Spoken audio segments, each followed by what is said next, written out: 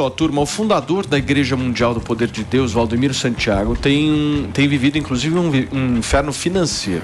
Afundado em dívidas, o apóstolo teve imóveis e outros bens penhorados por falta de pagamento de aluguéis e impostos, e o nosso Felipe Campos vai detalhar um pouco melhor essa história. Pois é, pessoal, olha só o que está rolando, principalmente ele está vivendo um verdadeiro inferno. Essa é a grande verdade, o tal do bispo Valdomiro. A Justiça de São Paulo, pessoal, determinou em dezembro a penhora de uma mansão da igreja em Ilhabela, no litoral de São Paulo, por uma dívida de pagamentos de IPTUs vencidos que somam mais de 3.800.000 reais, ou seja, uma grana muito boa.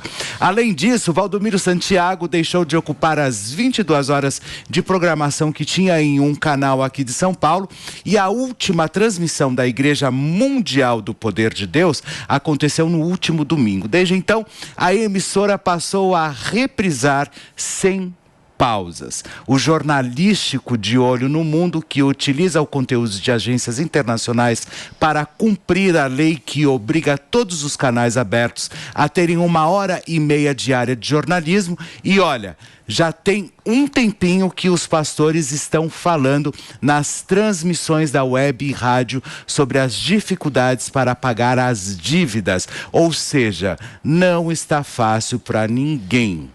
Agora eu acho qual será assim, a causa disso, né? O que você acha? Eu vou ser muito sincero, assim, eu não consigo ter a mínima credibilidade depositar a mínima credibilidade nesse pastor Valdomiro Santiago. Eu não consigo, assim, pelas derrapadas que eu já assisti, pelas histórias que eu já vi ele fazer, vendendo feijão na época do feijão milagroso, não foi? Do Covid, vendendo feijão, grão de feijão sagrado. Por que uma igreja precisa de uma mansão em Ilhabela? Né? Em Ilhabela, você vai precisar... Pra quê? Sabe? Faça-me o favor. Não é a primeira vez que ele vive nesse imbróglio aí, sabe? Ele está sempre envolvido nesses escândalos, né? Essa é a grande verdade. E aí, Elaine? O que você acha? Não, concordo com ele. O caso, para mim, mais absurdo foi exatamente esse que você citou. Vender feijão milagroso para as pessoas em meio a uma pandemia, todo mundo desesperado, falando que, enfim, no meio da Covid, as pessoas perdendo familiares, pessoas morrendo. Isso aí é abusar muito da inocência das pessoas. Da fé, o comércio da fé, né? O comércio da fé. A gente tem um processo cultural brasileiro que é muito enraizado essa questão da igreja, né? Porque se a gente pega a igreja nos Estados Unidos, é muito diferente da igreja brasileira.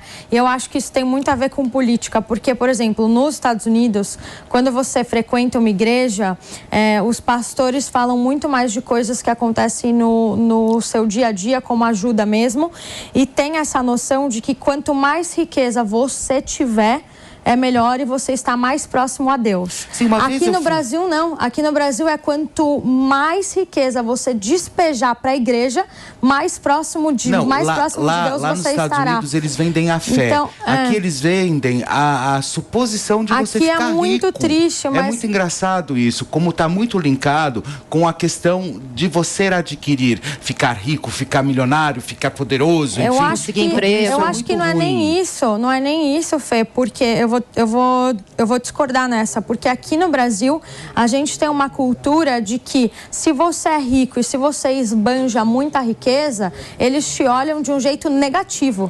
E a igreja tem um papel, às vezes, que estimula isso de alguma forma, né? Então, assim, você precisa pegar a parcela de renda que você recebe e despejar aqui, porque só assim você vai alcançar o paraíso, você vai alcançar Deus.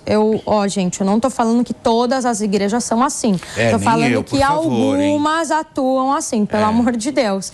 Mas isso é muito triste quando você usa da fé alheia, né, pra poder enriquecer. E uma coisa que a gente vê alguns pastores fazendo isso, né? Você vê aqueles ônibus que são carregados de gente chegando na igreja e que às vezes atravessam o estado, sabe? E o pastor chegando num helicóptero. Então, assim, É triste. Uma coisa que me chama muito a atenção, uma vez eu fui fazer uma matéria nessa igreja, inclusive era com ele, mas daí ele saiu pelas portas do fundo e a gente não conseguiu fazer a matéria.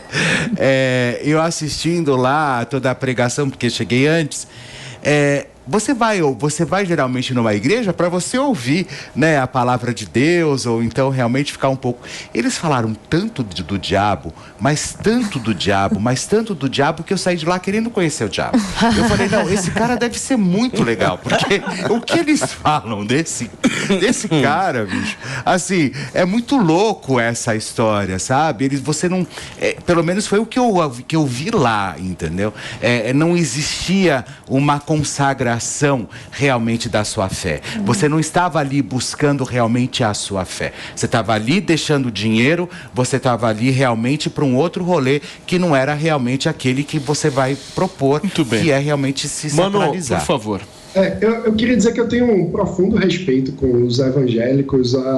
Os protestantes têm uma contribuição fundamental para o desenvolvimento do liberalismo, inclusive, enfim, trazerem a ideia de que cada indivíduo pode se comunicar com Deus, pode ter a sua própria interpretação da Bíblia, todas essas questões muito importantes para o desenvolvimento cultural do Ocidente e também para o desenvolvimento das ideias liberais. Vai dizer que, ao mesmo tempo, infelizmente, a gente tem visto esses mercadores da fé que acabam se aproveitando das pessoas e são esses os que mais depõem contra a imagem dos evangélicos no Brasil. Acho que existe, por parte de alguns setores mais progressistas, de elite no Brasil, um preconceito muito grande com os evangélicos que acaba sendo corroborado por pastores que fazem o mercantilismo da fé. Isso é muito triste, porque é uma religião profundamente séria que tem que ser respeitada como todas as outras e, infelizmente, está sendo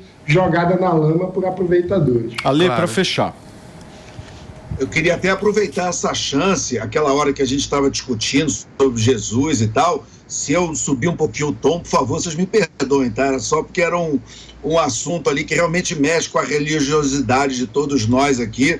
Então, um beijo a todos e que Deus ilumine a todos nós aqui e continue ajudando, principalmente os pobres que precisam tanto. Essa história de que a igreja, ela condena a riqueza, é mais ou menos.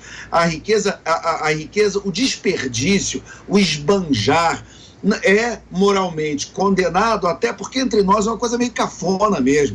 Agora, quando você tem dinheiro, mas esse dinheiro é usado, pelo menos uma parte dele, para ajudar quem mais precisa, você vai lembrar que as grandes obras que você vai ver, por exemplo, na Itália, ali, você vai ver as grandes catedrais, elas foram construídas com dinheiro de homens ricos, que foram mecenas e que bancaram Leonardo da Vinci, que bancaram Rubens, que bancaram Michelangelo, que bancaram Botticelli, que bancaram Giotto. Então, assim, grandes das obras da humanidade foram bancadas por homens com muito dinheiro, mas que não pegaram esse dinheiro e ficaram apenas gastando com seus prazeres mundanos. Eles pegaram uma parte desse dinheiro e também contribuíram em parte para a humanidade.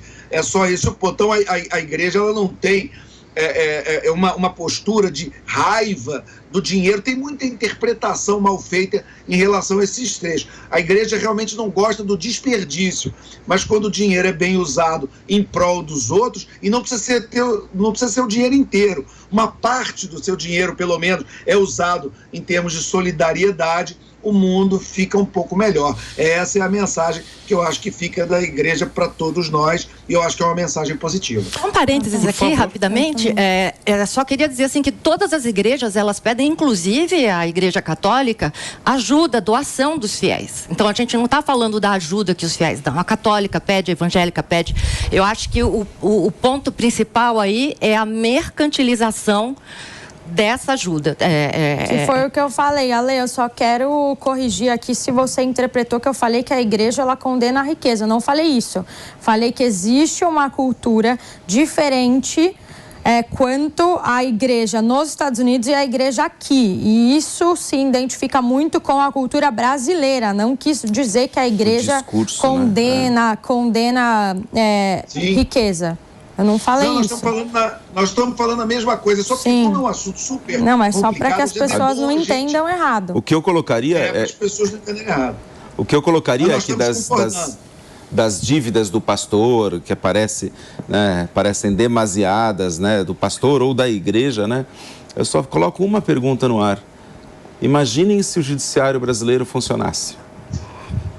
Porque a obrigação de fiscalizar, de proteger os mais pobres para que não sejam lesados, de que o jogo fosse aberto. Imagina se o judiciário brasileiro nos protegesse.